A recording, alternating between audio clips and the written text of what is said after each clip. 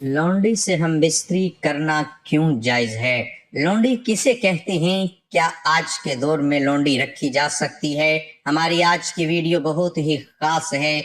तमाम हजरात से गुजारिश है कि वीडियो को मुकम्मल देखिएगा। बिस्मिल्लाहिर्रहमानिर्रहीम।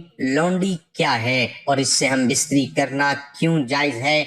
अक्सर हमारे माशरे में पूछा जाता है कि लौंडी किसे कहते हैं, लौंडी कौन होती है और उससे हम बिस्तरी करना क्यों जायज होता है, और क्या आज के दौर में लौंडी रखना और उससे हम बिस्तरी करना जायज है? शरीयत क्या कहती है? दरअसल लौंडी जर खरीद गुलाम की मुअन्नस है, यानी फीमेल सल्फ को उर्दू में लौंडी कहा जाता है। कदीम अरबी और दूसरे माशरों में गुलाम रखना आम बात होती थी, जिसे लोग अपने घरों, कारोबार और खेतों का काम करवाया करते थे। इन लोगों को दो शक्लों में गुलाम बनाया जाता था। पहली शक्ल ये थी कि इनको पर्दा फरोश के बाजार से खरीदा जाता था, जैसे आपने हजरत यूसुफ अलैहिस्सलाम के बारे में भी सुना है कि काफिले ने हजरत यूसुफ अलैहिस्सलाम को कुएं से निकालकर मिस्र के बाजार में ले जाकर फरोख्त कर दिया था। गुलाम बनाने की दूसरी शक्ल क्या होती है? गुलाम बनाने की दूसरी शक्ल वो लोग होते हैं जो जंग में माले गनीमत के साथ मिला करते थे, जिनको कैदी बना लिया जाता था। फिर उन कैदियों को आपस में तकसीम कर लिया जाता था और उनसे काम लिया जाता था। ऐसे ही जो उनमें खवातीन होती हैं उनको लौंडी कहा जाता है, और उनसे घरों के काम लिए जाते थे, यानी उनको घरों के काम करने पर मामूर कर दिया जाता था। तीसरी शक्ल क्या होती है भाई? तीसरी शक्ल ये होती है कि अमीर लोग किसी को तोहफे में देते हैं। इनमें से कीमती कोई तोहफा जो होता है वो खूबसूरत या ताकतवर गुलाम या लौंडी होता है। बेशुमार अहादीस में से एक ये है कि हजरत मैमूना रजी अल्लाह ताला अन्हो से रवायत है कि उन्होंने एक लौंडी नबी करीम सल्लल्लाहु अलैहि वसल्लम की इजाजत के बगैर आजाद कर दी।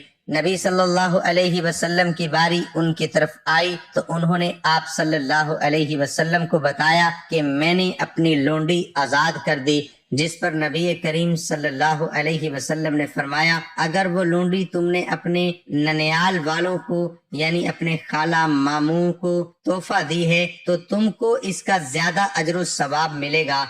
यानी लौंडी को आजाद करने के काम को इस दौर में बड़ा अजर सवाब माना जाता था, और यकीनन बहुत बड़ा अजर है और बेहतरीन सदका है। लौंडी किसे कहते हैं ये तो वाकई समझ में आ गया। अब मैं आपको बताता हूँ कि लौंडी से हम बिस्तरी करने को क्यों जायज कहा गया। देखिए, शरीयत में अपनी लौंडी यानी इसकी अपनी मुकम्मल मलकियत है। जैसे कि वो जर खरीद हो या तोहफतन किसी से मिला हो, वो अब इसकी मलकियत शरीयत ने इसके साथ हम बिस्तरी की इजाजत दी, लेकिन बहुत सख्त रूल है। बहुत सी पाबंदियों को फॉलो करना पड़ेगा, बहुत सी पाबंदियों की पासदारी करनी पड़ेगी। लोग इस बात पर बहुत ज्यादा बहस करते हैं कि निकाह के बगैर या शादी के बगैर कैसे कर सकते हैं, ये तो गुनाह है, ये तो फला है, जबकि इसमें क्या हिकमत होगी ये मालूम करना कोई नहीं चाहता। जबकि हदीस मुबारका में है कि मर्दों पर कि अपनी बीवियों और लौंडियों से हम बिस्तरी करने में कोई मलामत नहीं है। ये इसलिए जायज है। अब बताते हैं कि जब एक माशरे में गुलाम और लौंडी लाई जाएं और उनकी जिनसी तस्कीन ना हो पाए तो माशरे में बेरवा रवी बढ़ेगी या फिर कम होगी। इसलिए मालिक अपने गुलामों औरतों से हम बिस्तरी कर लेता है,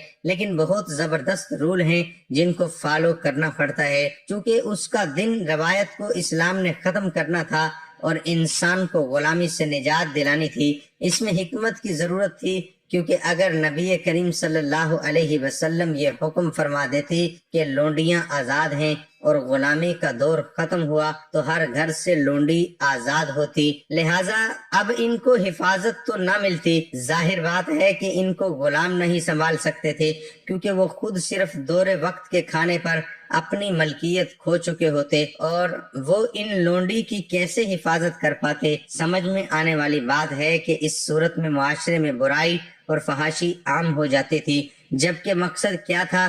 غلامی کو ختم کرنا تھا، معاشرے کو خراب کرنا نہیں۔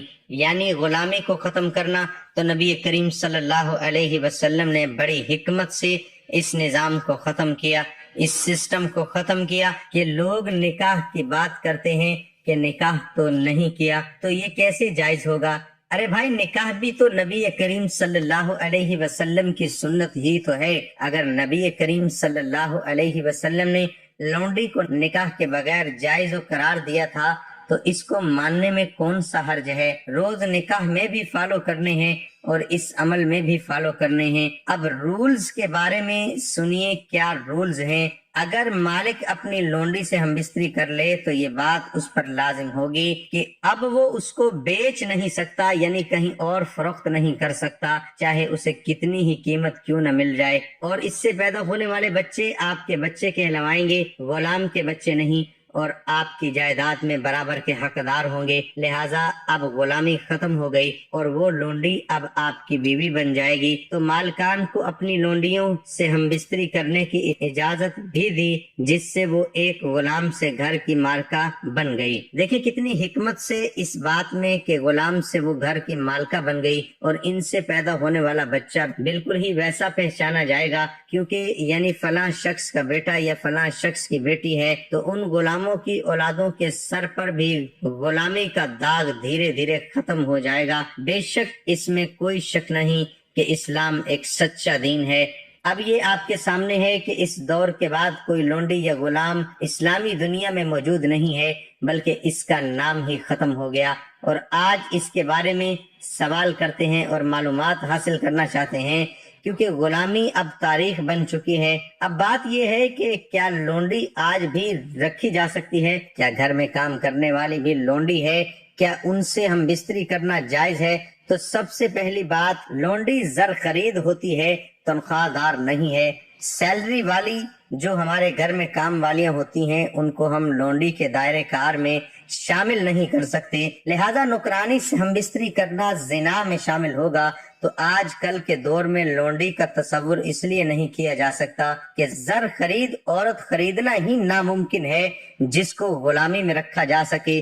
ہاں، اگر آپ کو زر خرید مل بھی جاتی ہے تو اس سے نکاح کے 2 بول پڑھوانے میں کیا حرج ہے؟ اگر آپ لونڈی کو بیوی کی طرح استعمال کرنا چاہتے ہیں اور اس کے بچوں کو پورا حق بھی دینے پر راضی ہیں تو اس کے ساتھ نکاح کے 2 بول پڑھوانے میں کیا حرج ہوگا؟ کیونکہ غلامی کا دور تو ختم کیا گیا، اب غلامی کا دوبارہ کیسے ممکن ہے، کیسے جائز ہو سکتی ہے؟ تو امید کرتا ہوں کہ آج کی ویڈیو آپ کو پسند آئی ہوگی۔ دعا ہے کہ اللہ تعالی ہم سب کو شریعت کے مطابق زندگی گزارنے کی توفیق عطا فرمائے، اور ہم سب کو دین حق پر چلنے کی توفیق عطا فرمائے، اور ہم سب کو 5 وقت کی نماز باجماعت ادا کرنے کی توفیق عطا فرمائے۔ آمین ثم آمین۔ تمام حضرات سے گزارش ہے کہ کمنٹ باکس حضور صلی اللہ علیہ وآلہ وسلم کے مبارک ناموں میں سے ایک نام ضرور ٹائپ کریں۔